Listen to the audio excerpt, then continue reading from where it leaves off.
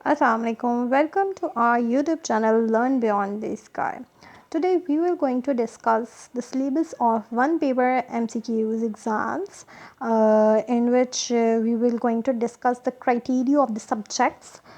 ये वीडियो ना सिर्फ उन लोगों के लिए हेल्पफुल साबित होगी जो कि PMS और CSS के एस्पिरेंट्स हैं, बल्कि उन लोगों के लिए भी हेल्पफुल साबित होगी जो कि FPSC से रिलेटेड कोई भी एग्ज़ाम्स दे रहे हो, NTS से रिलेटेड कोई भी किसी किस्म का एग्ज़ाम दे रहे हो, या फिर ऐसे स्टूडेंट्स जो कि फर्स्ट ईयर सेकेंड ईयर करके प्रिपेयर कर रहे हैं फॉर यूनिवर्सिटीज़ और वो कंडक्ट करने जा रहे हैं ECAT और MCAT की तैयारी अपने उसके लिए प्रिपेयर कर रहे हैं, तो उनके लिए भी ये बहुत ज़्यादा हेल्पफुल रहेगा।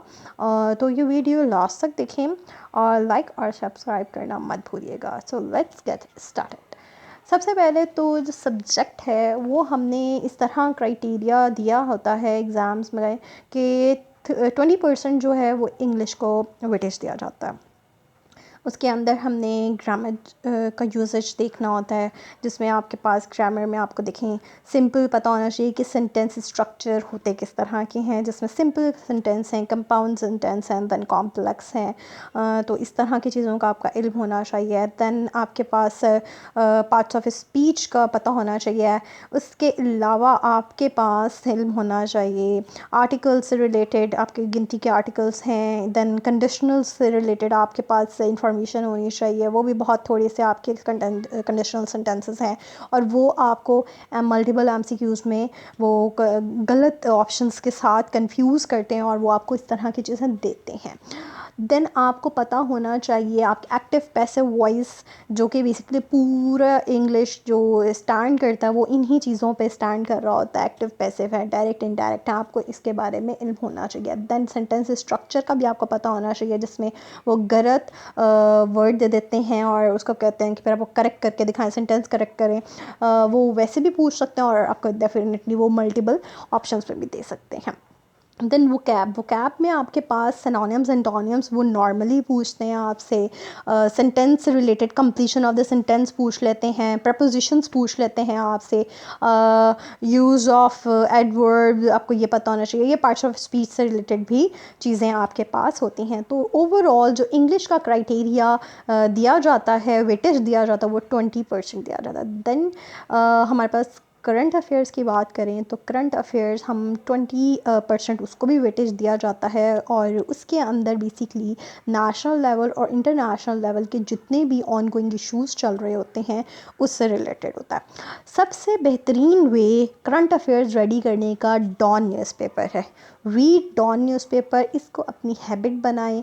आप CSS एस्पिरेंट हैं, PMS एस्पिरेंट हैं या नहीं हैं, आप हैबिट ज़रूर बनाएं डॉन को रीड करने की। इससे आपको बहुत ज़्यादा फ़ायदे होते हैं। एक तो आपकी वोकैब वहाँ से इंक्रीज़ हो सकती है, आपको न्यू वर्ड्स एक्सप्लोर करने का एडवांटेज होगा। दूसरा, इसके अलावा आपके पास लॉजिकल बिल्डिंग एनालिसिस आपका बिल्ड होना शुरू होगा। आप जो हैं वो अपने इशूज़ से रिलेटेड जो हैं उनके पास आपके पास फैक्ट्स एंड फिगर्स भी आ जाएंगे, तो ये इसके बहुत ज़्यादा फ़ायदे होते हैं। देन हम पाकिस्तान अफेयर्स की बात करते हैं तो उसका 10% उसका वेटेज होता है।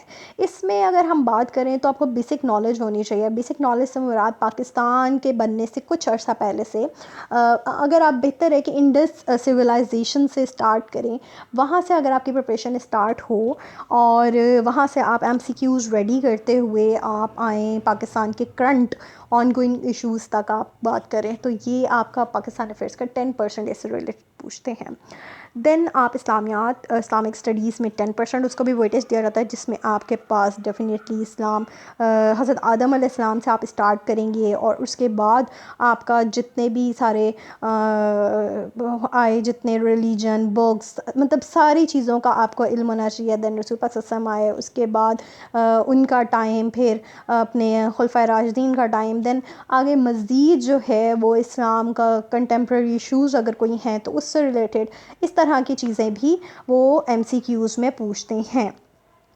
देन हमारे पास आता है मैथ्स 20% वेटेज देते हैं। इसके लिए आपकी बेसिक मैथ्स का अच्छा होना बहुत ज़रूरी है। आपके पास अलजब्रा है, रेशो है, परसेंटेज है, अर्थमेटिक मीन है, आपको इनका पता होना चाहिए। बोर्ड मास आपका होता है, पाइथागोरस थ्योरम, इन सारों का आपको पता होना चाहिए है।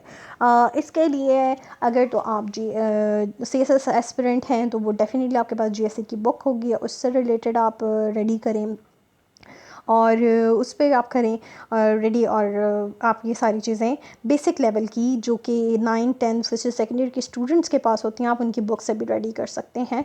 तो वो भी बहुत बेसिक लेवल की चीज़ें होती हैं, वो ही इसके अंदर प्रिपेयर करनी होती हैं। देन हमारे पास एवरीडे साइंस से रिलेटेड 20% इसको वेटेज दिया जाता है, जिसके अंदर हम जर्नल साइंस से रिलेटेड चीज़ें भी पूछी जाती हैं, GK रिलेटेड चीज़ें भी पूछी जाती हैं जनरल नॉलेज की, जिसमें आपके पास इसमें हमारे पास ज्योग्राफ़ी से रिलेटेड भी आ जाती है। बहुत सारी चीज़ें MCQs रिपीट होती हैं, आप पास्ट पेपर्स को देखें और सारी चीज़ों का प्रिपेयर करें। तो ये सारी ओवरऑल एक स्केच रेडी किया जाता है, जिसमें आपको बेसिकली एक पाथवे बता दिया जाता है कि ये आपके पास क्राइटेरिया है, इसमें आप प्रैक्टिस करें और इस पे आप जो है वो शेड्यूल अपना रेडी करें और 1 पेपर MCQs के लिए प्रिपेयर करें। So good luck. अगर आपको मेरी वीडियो पसंद आई हो, लाइक और सब्सक्राइब ज़रूर कीजिएगा। अल्लाह हाफ़िज़।